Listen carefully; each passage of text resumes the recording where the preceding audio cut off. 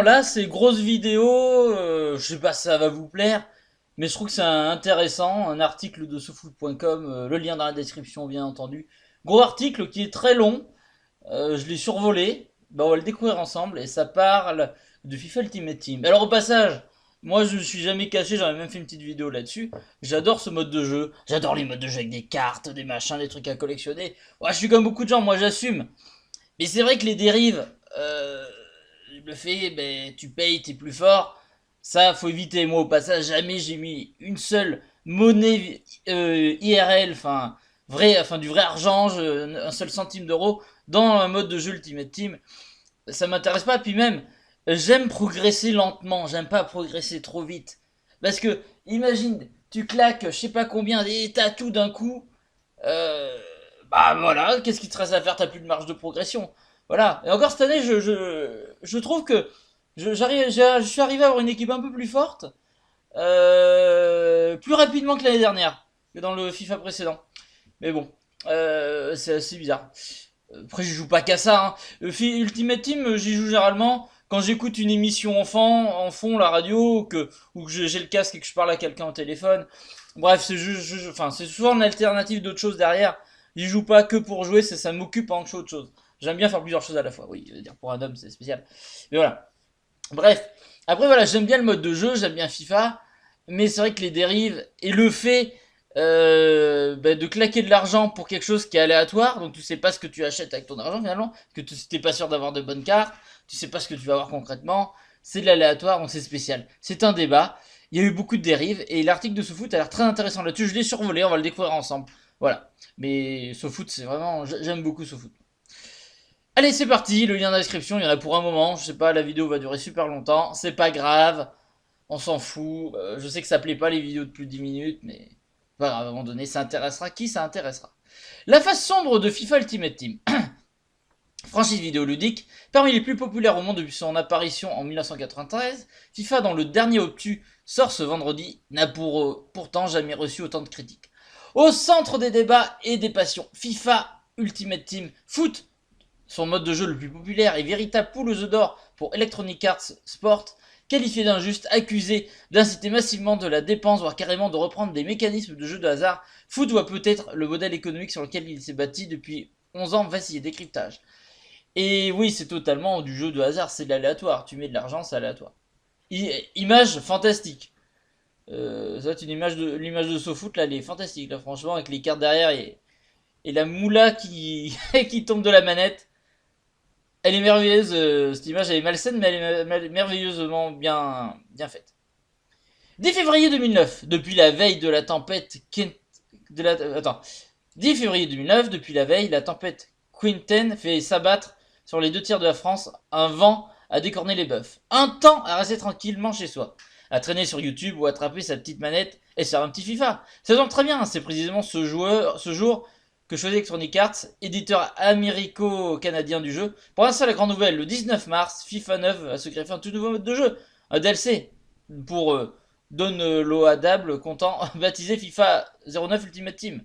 Au passage, moi j'ai connu FIFA Ultimate Team sur Facebook en 2010, parce que moi j'avais FIFA 8, je crois pas avoir acheté le 9, je sais plus, et le FIFA 8 c'est la première fois que je passais de PES à FIFA, et c'est là, c'est à partir du FIFA 8 que FIFA s'est remis à écraser PES, honnêtement, et le FIFA 8 que j'avais eu sur Xbox 360 à l'époque. Très belle époque, très belle. Et moi FIFA Ultimate Team il avait foutu sur Facebook, et en fait, je me rappelle sur Facebook, on avait tous nos amis, enfin, toutes tes amis qui jouaient, et ça faisait des combats d'ordinateur aléatoires. Si tu jouais pas, tu composais tes équipes, t'avais des packs, des machins, et tu jouais contre tes amis ou d'autres gens, t'avais des classements, c'était un peu de la simulation, mais c'était vachement sympa le format, tu jouais pas parce que c'est sur Facebook, mais je m'en rappelle de ça, enfin c'était ouf, je crois que j'avais vu Kaka à l'époque, j'étais super content, mais j'avais d'abord joué sur Facebook avant d'y jouer sur console, moi.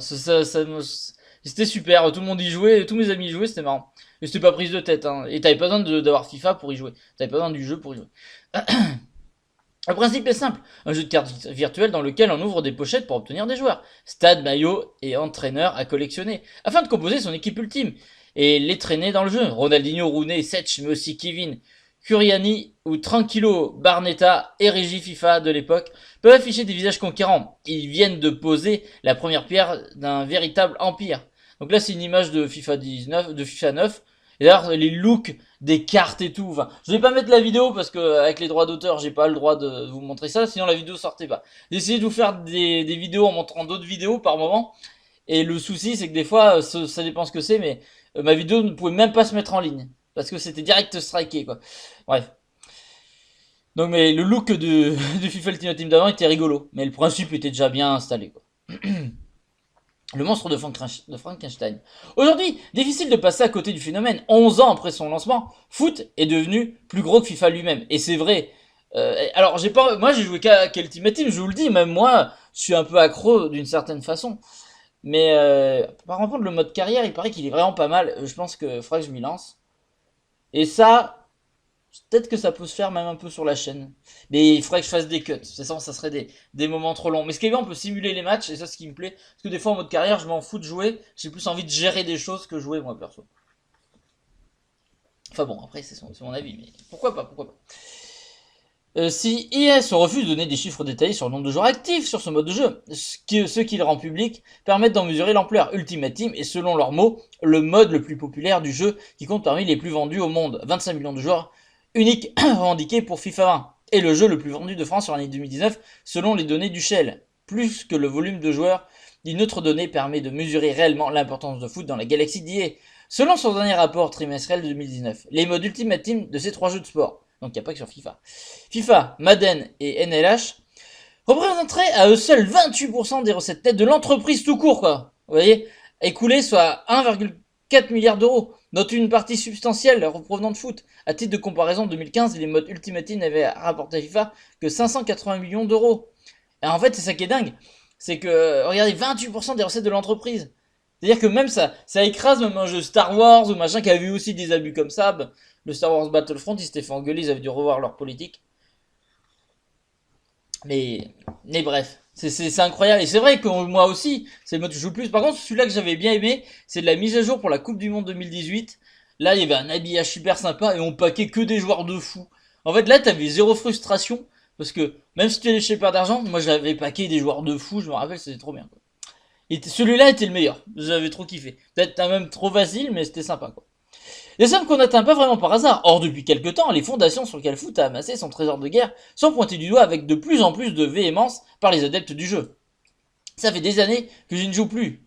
Poste d'entrée John Charles, JCC sur YouTube, 149 000 abonnés, créateur de contenu depuis plus de 4 ans, et qui a multiplié les vidéos très critiques envers le modèle foot. Un jour, j'ai dépensé 60... Qu'est-ce que c'est ça déjà 60 euros Non, c'est quoi? C'est des francs? C'est dans quel pays ça? Bref, et dites-moi dans les commentaires combien c'est. On va dire que c'est 60 euros, c'est peut-être pas ça. J'arrive pas, ça me vient pas en tête là la somme que c'est ce. Je me demande si c'est pas des francs suisses. Quelque chose comme ça. Je sais plus. Non, je sais pas ce que. Ça me perturbe. Voilà, c'est des livres. Je sais rien. Je suis perdu les gens. Mais bref. J'ai aucune notion de l'argent. Excusez-moi, apprenez-moi à compter. Je n'ai aucune notion. J'arrive pas à me tilter ce que c'est. Bref. Un jour, je dépensais en dire 60 balles dans les packs et je n'ai rien eu. C'était tout mon salaire de barman de la veille qui était parti en fumée. Depuis, plus rien. J'ai réalisé que doucement, mais sûrement tout dans ce jeu était tourné vers l'argent. Pour attirer le plus possible du joueur, ils ont abandonné le progrès pour leur seul profit. Oui, parce qu'à la base, le mode est génial. Enfin, je veux dire, t'as tes cartes, tu les améliores, tu crées ton équipe, il y a des liens selon si les joueurs sont de la même nationalité, sont dans le même club ou dans le même championnat. Tu peux bricoler, tu bricoles ton stade maintenant, encore mieux, c'est mieux fait qu'avant. Donc le truc est génial, sauf que ceux qui sont vraiment au top niveau, ils sont obligés de claquer pour avancer et d'avoir des joueurs icônes et des trucs comme ça. C'est ça qui est dommage. Sinon, le mode de jeu est génial, mais il y aurait pas cet aspect, il serait vraiment génial, hein. Et un jour, je pense que ça durera pas éternellement. Ils ont vraiment d'année en année et y est tout court sur leur jeu en général, mais surtout sur FIFA, ont de plus en plus de procès au cul, que ce soit en Belgique ou là au Canada, j'ai vu, enfin, ça commence à puer la défaite là pour le moula dans les Ultimate Team.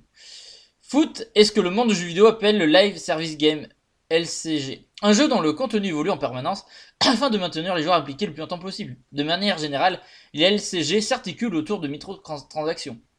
Dans le cas d'Ultimate Team, les microtransactions se font par l'achat de lootbox, littéralement coffre à trésor, aussi appelé loot crate. Ce sont des coffres qui donnent accès aux joueurs à du contenu aléatoire, en l'occurrence sur FIFA, les fameux packs de cartes. Et la nouveauté sont les nouvelles sortes de cartes qui apparaissent dans le jeu chaque semaine.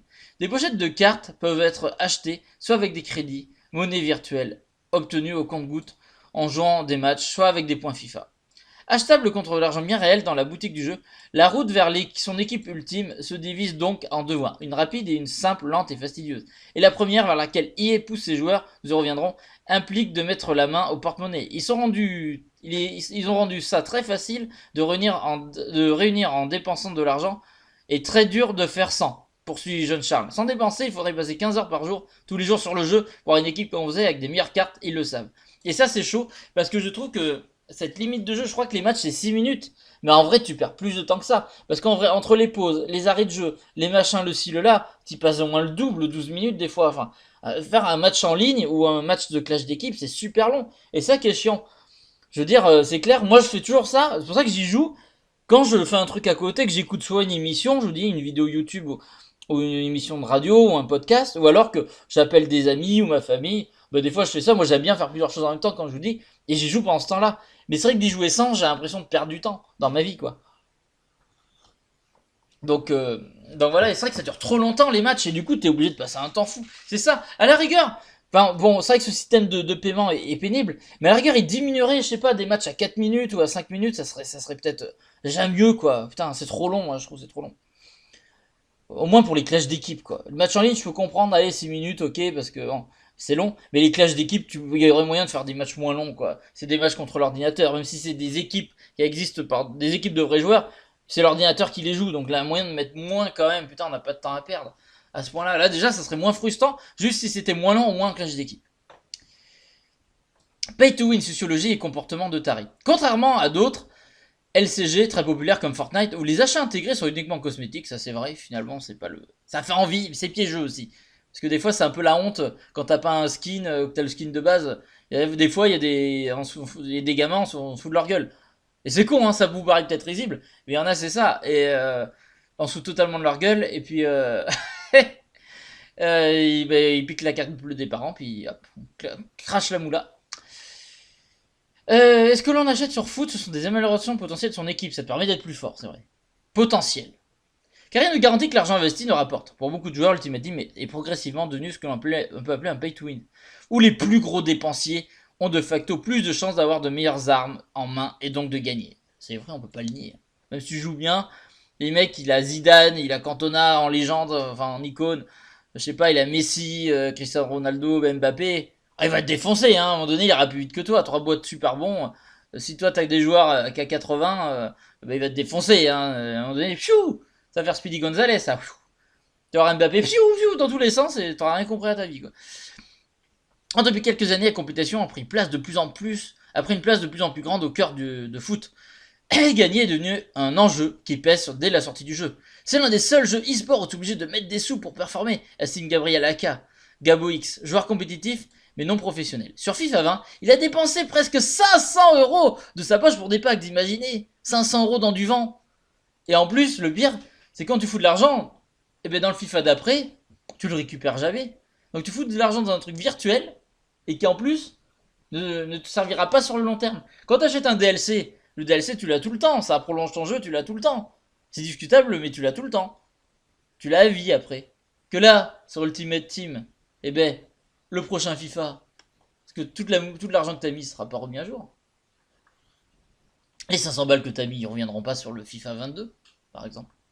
Et puis de toute façon, dire ouais, ben, et sur le FIFA 21, les serveurs se formeront rapidement, donc ça ne servira plus à rien. Il y aura plus personne sur le jeu. Donc c'est vraiment foutre son fric en l'air.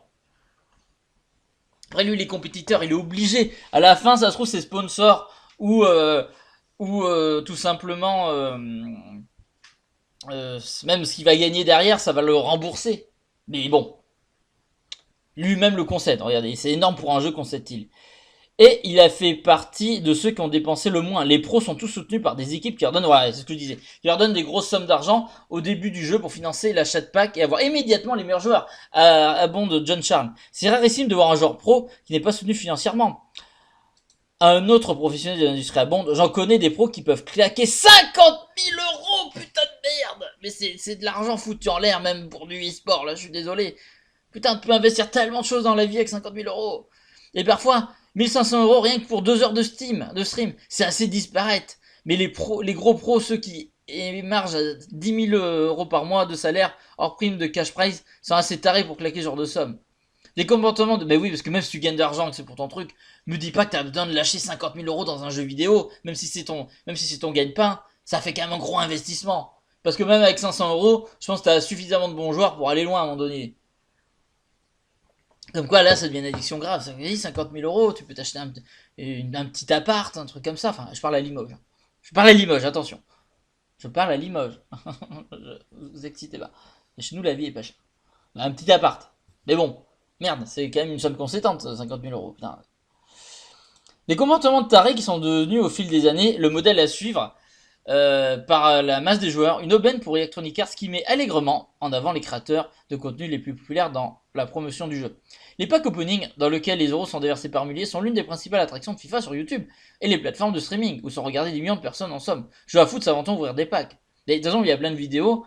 Les gens, ce qui les intéresse, c'est regarder quand tu ouvres tes packs, c'est pas quand on te voit jouer. Parce que regarder un mec jouer un match de foot, c'est assez fatigant à regarder. Déjà qu'il y a des matchs dans la vraie vie, des vrais matchs de foot, tu peux t'endormir devant. Alors un mec qui joue à un match de foot, en plus, ne dis pas que vous arrivez à accrocher dessus. Déjà, en plus, la qualité est moins bonne que quand vous y jouez en vrai sur votre télé. Enfin, moi, ça me passionne pas.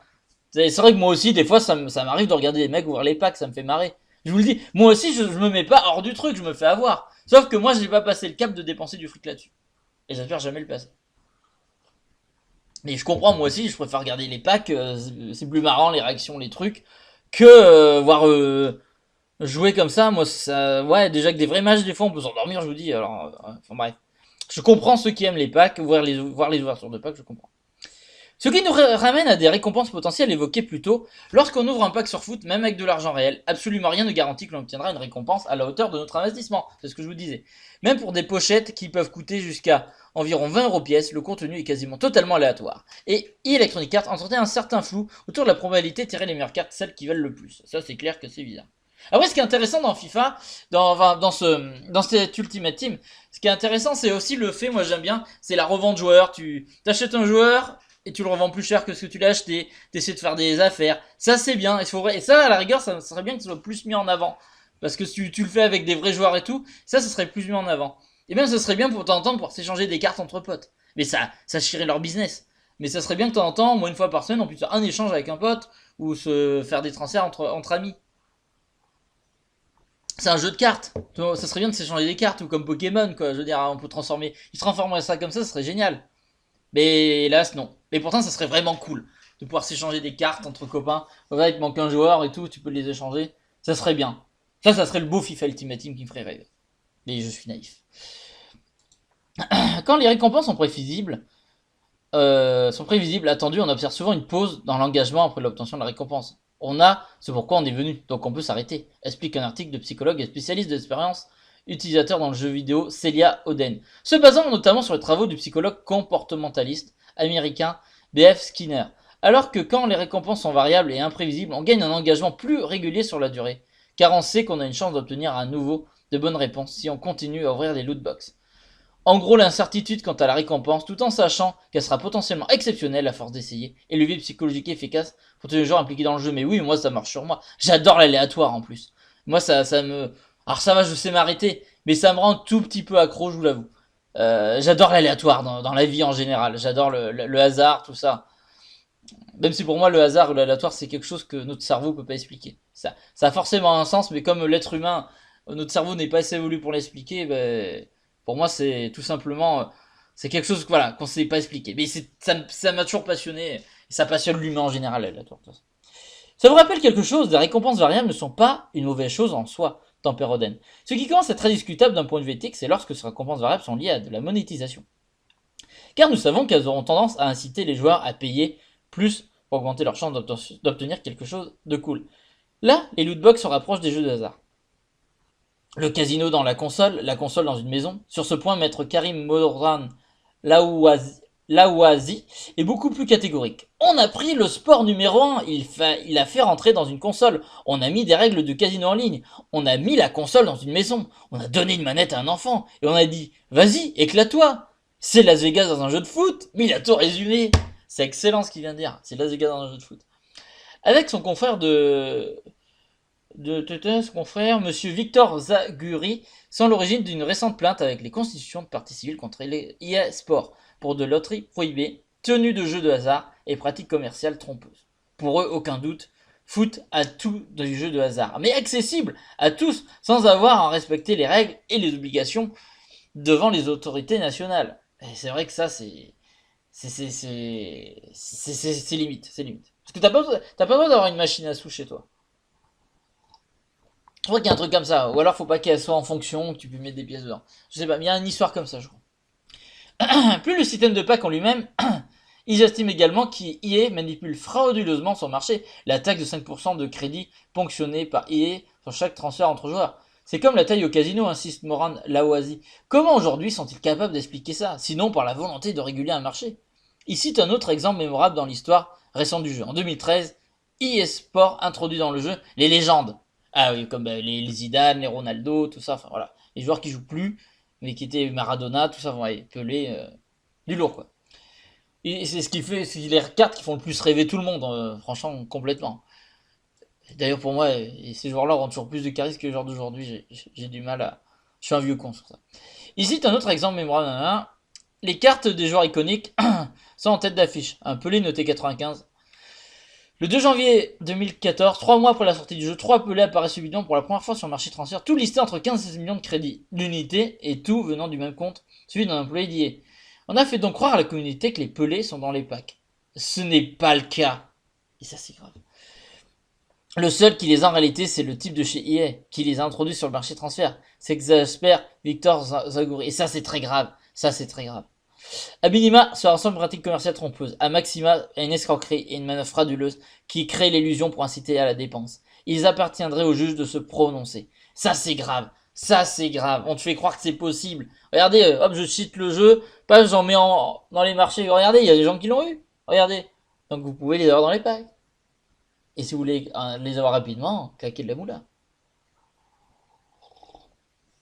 Ça c'est grave. Ça par contre c'est très grave. À l'époque, le tour de passe-passe d'IA avait été prouvé grâce à la fonctionnalité de traçabilité des cartes. Aujourd'hui, cette fonctionnalité a disparu du jeu, rendant impossible de savoir si la pratique est encore courante, à moins d'avoir accès à des données internes. Ce qui exaspère les deux avocats. Les gens nous disent, vous êtes fous, vous vous attaquez à un groupe monstrueux, c'est David contre Goliath. Le rapport de force est complètement inégal, et c'est aussi une des raisons pour lesquelles le terrain pénal est une chance pour nous. Si un juge d'instruction demande un accès aux données et qu'elle révèle les manipulations d'algorithmes, des probabilités différentes pour X, Y ou Z, selon les habitudes de consommation, des heures de connexion, c'est très grave. Et oui, là, heureusement encore, c'est pas toujours sûr, mais la justice reste encore puissante. Heureusement. Mode addiction. Depuis début 2020, les deux avocats sont approchés par deux joueurs qui s'estiment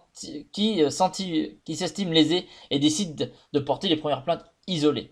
Leur action attire l'attention des médias, ce qui leur amène d'autres témoignages par dizaines. Certains de nos clients ont dépensé des sommes à 5 chiffres, précise Karim Morand Lawazi. Alors, attention, je sais qu'il y en a un commentaire de oui, mais ils sont capables d'être cons à dépenser leur argent, moi ça m'arrivera jamais. Alors déjà dans la vie, il faut jamais dire jamais. Et tu peux totalement tomber dans un piège de jeu. N'importe quel être humain, même sain d'esprit, peut tomber dans ce genre de piège. Ne vous mettez pas au-dessus des autres, ça peut vous arriver. Et encore plus si vous avez des coups de mou dans la vie, vous pouvez compenser par d'autres choses. Il y en a qui compensent par les clopes, qui compensent par de la drogue, qui compensent par du jeu, et par d'autres choses. Et ça peut vous tomber aussi là-dessus. Je veux dire, attention. Ne soyez pas arrogants, ça peut arriver à tout le monde, à des gens que vous connaissez, et à des gens sains d'esprit. C'est pas pour ça que vous n'êtes pas sains d'esprit, ça peut vous arriver. Mais moi-même, j'ai jamais dépensé. Mais des fois, tu dis, putain, ah là, je claque un petit pack, je claque 5 euros, c'est pas grave. Bah non, je préfère les foutre dans un kebab, mais 5 euros. Ça fait très longtemps que je n'ai pas mangé de kebab. Mais bref, je ne juge pas ces gens-là, ça peut arriver à tout le monde. Ne vous croyez pas plus fort que tout le monde. On peut tous avoir un moment de faiblesse, ou se faire attraper par le jeu, et tomber là-dedans. Donc, je veux pas des commentaires comme, enfin, vous avez le droit de le dire. Mais quand même, c'est de la mauvaise foi, faut jamais se croire au-dessus des autres. Moi, ça m'arrivera jamais. Jamais dire jamais dans la vie, les gens. C'est une de mes leçons de vie, moi. Moi, généralement, quand je dis jamais, le le contraire arrive. Donc, moi je vous le dis que voilà. Bon, c'est pour ça, ne jugeons pas les gens comme ça, qui sont tombés dans ces pièges-là. Moi je les comprends. Et j'espère que ça m'arrivera jamais. Mais il faut jamais dire jamais. Des gens qui n'ont pas forcément les moyens de dépenser des sommes aussi importantes, qui les mettent pas dans des voyages, des sorties, des vêtements. Ben c'est clair que là tu peux te payer un beau voyage, enfin vaut mieux clairement mettre du fric dans la vraie vie. Déjà que t'achètes ton jeu, remettre du fric là-dedans, non. Il faut pas en arriver là. Ces cas isolés de joueurs pris dans l'engrenage système foot se multiplient ces dernières années. Certains claquent juste leur PEL dans les packs, mais d'autres sont inspirés de façon beaucoup plus sérieuse dans les problèmes d'addiction. Et j'ai sans doute reçu plus de 500 témoignages au fil des années de personnes qui sont venues me parler des problèmes liés à foot, raconte jeune Charles. Il y a des histoires qui m'ont choqué, des gens qui ont dépensé des sommes ahurissantes, qui ont tenté d'obtenir de l'aide de la part d'IA et qui ont reçu aucune réponse. Bah tu m'étonnes, ça les arrange bien. Des gens qui sont venus me dire qu'ils avaient des idées noires, d'autres que leur femme leur avait mis à la porte. Imaginez, ça gâche ta vie. Quand un jeu vidéo gâche ta vie, il faut arrêter. Une passion, que ce soit le foot ou le jeu vidéo ou autre chose, si ça gâche ta vie, il faut arrêter. La vraie vie, ça passe avant le foot, avant le jeu vidéo. Clairement. Comme je vous dis encore une fois, moi je conseillerais toujours. Alors ok, il y a des grands matchs, genre une finale de Coupe du Monde, tu t'arranges de le voir avec tous tes proches, et ça c'est cool. Ou une finale de Ligue des Champions, si ton club est dedans. Ou voilà, mais tu peux t'arranger à être malin et le faire avec tes proches et faire en sorte que ce soit pas qu'un moment de foot, que tu prennes l'apéro, que tu fasses des trucs sympas, tu vois. Mais après, franchement, ne loupez pas un rencard avec votre copine ou d'un bon moment avec vos meilleurs amis ou votre famille. Parce que il y a, je sais pas, par exemple, moi je suis supporter de Lyon. Par exemple, ce soir, bon, je vais avoir le temps, je peux le voir ce soir. Il y a Lyon-Monaco. Mais honnêtement, là j'aurais mes meilleurs amis qui me proposeraient de faire quelque chose, ma famille ou autre. Et ben putain, voilà, non, j'irai sortir. Même si en ce moment c'est compliqué de sortir. C'est pas le bon exemple. Mais je veux dire, voilà, profitez des vrais moments avant le virtuel, avant du foot à la télé. La vraie vie, c'est plus important. Ça, j'en ferai une vidéo là-dessus un jour parce que je sens qu'il y a des dérives des fois et c'est important d'en parler. Parfois, c'est dur à encaisser. Jouer aux jeux vidéo ne devrait pas être dangereux. On devrait pouvoir reprendre du plaisir sans avoir dépensé tout ce que l'on gagne.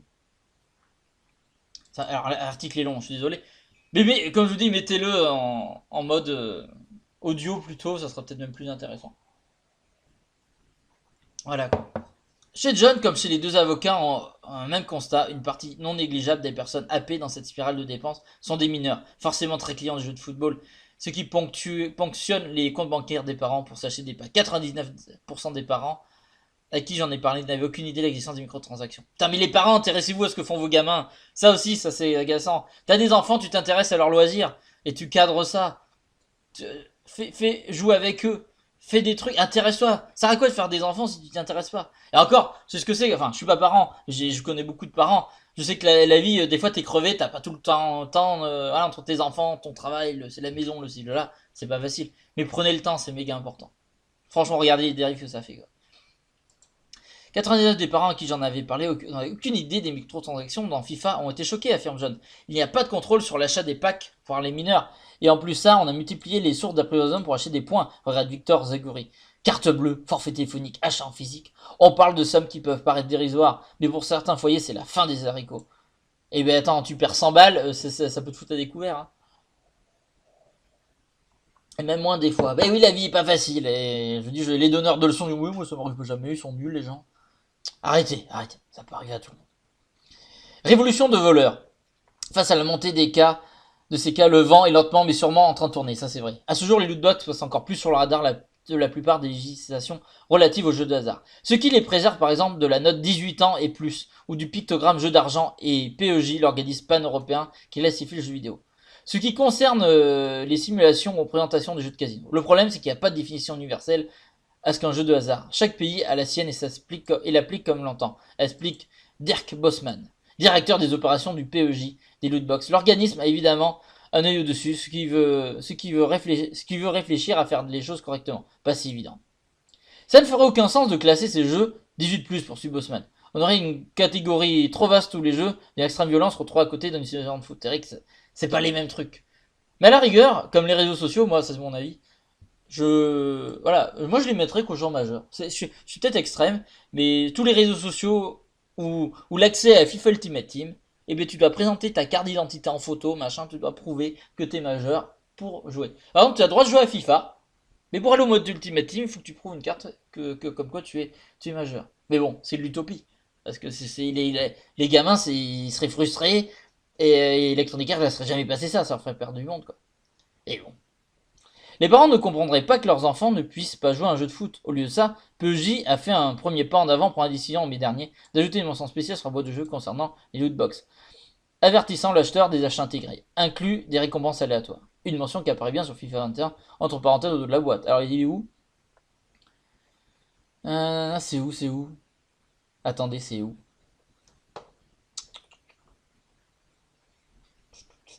Ah voilà, achat intégré. Et réseau, c'est trop flou, on voit rien. J'arrive pas à le voir. Une mention qui apparaît bien entre parenthèses au dos de la boîte. Ouais, mais c'est un tout petit. Je vois même pas. Regardez, attention, je nécessite un pas, machin, on peut télécharger. Le jeu pour une durée limitée, sécurité d'indice. Ok, c'est de la pub, on s'en fout. 25 codes championnat. Mais putain, j'arrive même pas à le voir. Je la ramasse. Sortie vidéo, fonctionnalité, machin. Ouais, bah c'est pas très clair parce que regardez, j'arrive même pas à le trouver. Là, je vois le truc achat intégré. Ok, très bien. Mais c'est pas très. J'arrive pas à le voir, hein. Comme quoi. Dans les commentaires, si vous le trouvez, dites-le moi là sur la photo, mais j'arrive pas à voir. Bref, continuons. La vidéo va durer 1 heure. C'est pas grave, je m'en fous. Même si elle est pas très regardée, ce sujet il m'intéresse de fou. En France, l'ANJ, Autorité nationale des jeux, anciennement ARJEL, ne considère pas que les lootbox comme des jeux d'argent. Car dans le cas de foot, en l'état de nos informations, semble masquer l'expérience de gain qui pourrait faire un jeu d'argent. Nous précise-t-elle, mais l'évolution de la question ne lui échappe pas. C'est un sujet de préoccupation quand on voit bien qu'il peut y avoir un risque d'addiction au jeu. Les lootbox posent avant tout un problème de consommation, et plus précisément un problème d'information aux consommateurs. Ce sujet fait l'objet de discussions au niveau international, entre régulateurs, mais aussi au niveau national d'échanges avec la DGCCRF, Direction Générale de la Concurrence et de la Consommation, de la répression des fraudes. Une position qui n'a pas énormément évolué depuis 2007, l'année où l'ARJEL s'inquiétait déjà de son rapport d'activité. Les bénéfices financiers engendrés par les microtransactions, sont en progression constante et atteignent des montants en comparaison desquels les résultats des opérateurs d'argent agréés font bien pas le figure. Il y a un fric fou qui tourne, quoi. Coup de pied dans la fourmilière IA. Si la France traîne un peu des pieds, d'autres pays ont pris le problème au bras le corps. En Angleterre, à la suite d'une pétition ayant recueilli plus de 45 000 signatures, la Chambre des Lords, l'équivalent du Sénat de France, ça arrive chez nous, ça c'est bien, il n'y a pas assez de signatures, a réclamé en juillet dernier le passage du lootbox sous la législation relative des jeux de hasard. A lancé le 23 décembre une grande consultation nationale sur l'impact des coffres à trésors, c'est magnifique ce terme, dans les jeux vidéo pour appuyer sa décision. Une avancée, même si le changement pourrait prendre du temps. Ces 2 dernières années, la Belgique, notamment sur la base du système de pack dans FIFA, et les Pays-Bas ont eux banni les lootbox, rendant impossible l'achat des points FIFA sur leur territoire. De minuscules coups de pied dans la fourmilière IA qui défend encore bec et ongle un système qui a prouvé son efficacité du point de vue financier. On risque d'adopter une communication agressive, la quasi-totalité des communications d'IA sur FIFA est centrée sur foot, voire borderline. Il y a quelques jours, le développeur payait un bad buzz en publiant dans un magazine pour enfants anglais la publicité incitant explicitement à l'achat des points FIFA. Imaginez ça arrive sur un truc d'enfant, ça n'a rien à faire sur un magazine d'enfant. Imaginez, t'as ton journal de Mickey, ou le Picsou Magazine, ou Super Picsou Géant, t'as ça? Non. Non. Si l'entreprise a depuis fait son mea culpa, ce n'est pas vraiment un coup d'essai en manière de communication désastreuse. En juin 2019, c'est lors d'une audition devant le Parlement britannique suite à la première grosse polémique liée au loot box sur un autre jeu de l'éditeur Star Wars Battlefront 2. Ils ont pris une bonne branlée, c'était bien fait. Et en plus, c'était scandaleux parce que totalement, là, c'était encore pire que FIFA. Là, tu étais vraiment fort si tu payais, là. Hein, c'était clairement ça. Sinon, il fallait passer 3 milliards d'heures et t'avais pas de vie, quoi. Et même encore, ta vie était pas assez longue. La vice-présidente du service juridique d'IA, Kerry Hopkins, provoquait déjà l'indignation et l'hilarité générale en affirmant qu'il n'appelait pas les packs des lootbox, mais sur des mécaniques de surprise, les considérant plutôt comme éthiques en les comparant à des Kinder Surprise. Ah oui, voyons. Ah, c'est pas le même prix qu'un Kinder Surprise. Et au moins, le Kinder Surprise, tu manges le chocolat et le jouet, tu le gardes toute ta vie si tu veux. Pas comme là. Le cas du jeu tiré de l'univers de George Lucas est par ailleurs emblématique, ce qui a créé un précédent d'ampleur face à la grogne et la communauté des joueurs et du review bombing. EA avait cédé et retiré les lots de cartes du jeu. Il y a deux différences entre FIFA et Battlefront, tempère toutefois Victor Zagouri. Un, on n'est pas sur un produit Star Wars et Disney n'avait pas du tout accepté que son image soit dégradée. Deux, la communauté était tellement soudée et solidaire que la commercialité du jeu était en danger. Et voilà, bon, la moula, voilà, est-ce que pour le pognon? Bon, là, voilà, on n'avait pas le choix, mais sinon, on l'aurait bien gardé. Il y a eu un coup de pression venant d'en haut et d'en bas. FIFA une communauté plus éclatée et surtout, il y a deux jeux similaires à Star Wars, alors que si vous ne jouez pas à FIFA, vous jouez à quoi? Eh oui, il y aurait PS qui se bougerait le cul ou un autre éditeur qui ferait des bons jeux de foot. Putain, ça serait bien, ça leur fait du bien, parce que PES, j'ai du mal à quand même, je m'amuse pas autant quoi. C'est ça qui est. Faudrait que ça revienne le PES de l'époque où t'avais même pas le nom de tous les joueurs et le nom des clubs, mais tu t'amusais quand même. Coup de pression. Est-ce que FIFA pourrait connaître un destin similaire? Pour l'instant, le concept de foot reste massivement populaire, globalement très apprécié malgré les frustrations qu'il engendre, et FIFA continue de jouer une quasi-monopole sur le terrain des simulations de football. Mais les coups de pression commencent à arriver, principalement d'en bas. Des joueurs et des quelques créateurs de contenu, mais aussi depuis peu d'en haut par à coup. D'abord avec le volet législatif, mais aussi via les e-sportifs. Outre les critiques récurrentes et parfois violentes sur le gameplay, certains s'attaquent désormais au système foot. Le 26 septembre, le joueur de Schalke, Team Lacta, a annoncé qu'il ne dépenserait pas un centime en points FIFA sur Foot 21, arguant que ce n'est pas l'épaisseur du porte-monnaie qui devrait déterminer les performances de jeu. Bien dit, monsieur. Un joueur de Schalke e-sport, hein, pas un joueur de foot.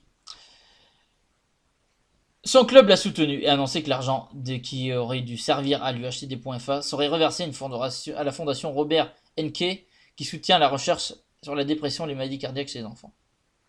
Où il fera sans doute beaucoup plus de bien. C'est très beau. Bravo monsieur. Bravo jeune homme. Bref, cet article est fini. Vidéo très longue, mais je m'en fous, jamais de la faire.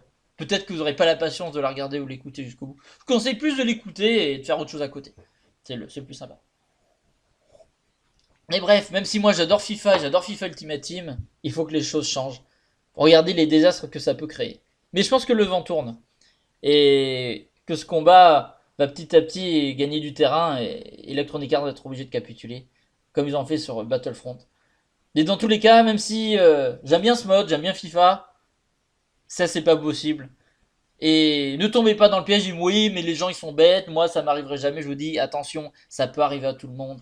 Ne vous croyez pas au-dessus d'autres, un jour ça peut m'arriver à moi, à tout le monde. Si on a un moment de faiblesse, où on laisse tomber dans le jeu, on est des êtres humains, un algorithme peut nous brouiller le cerveau, hein, totalement.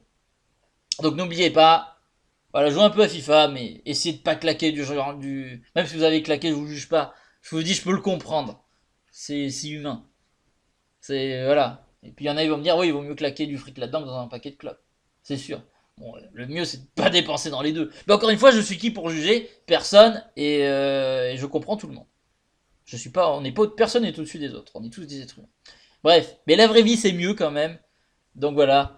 N'hésitez pas à me dire dans les commentaires ce que vous avez pensé de ce sujet. N'hésitez pas à laisser un pouce bleu, vous abonner, à partager la vidéo. Je pense pas que ce sera beaucoup vu la longueur de la vidéo, le sujet. Mais je m'en fous, ça me tenait à cœur de le faire et j'ai trouvé cet article se foot merveilleux. Donc le lien sera dans la description. J'ai hâte de voir vos retours. Je sais que ça en intéressera certains. Bref, je vous fais des gros bisous. Je vous dis à la prochaine pour d'autres vidéos. Surtout prenez soin de vous et privilégiez toujours la vraie vie au foot, aux jeux vidéo malgré tout, même si c'est des passions. La vraie vie aussi c'est bien, même si en ce moment c'est dur. Je sais que c'est pas facile. Essayez d'être raisonnable, essayez d'être fort, et force à vous. Gros bisous, que de l'amour, voilà. Allez, salut tout le monde.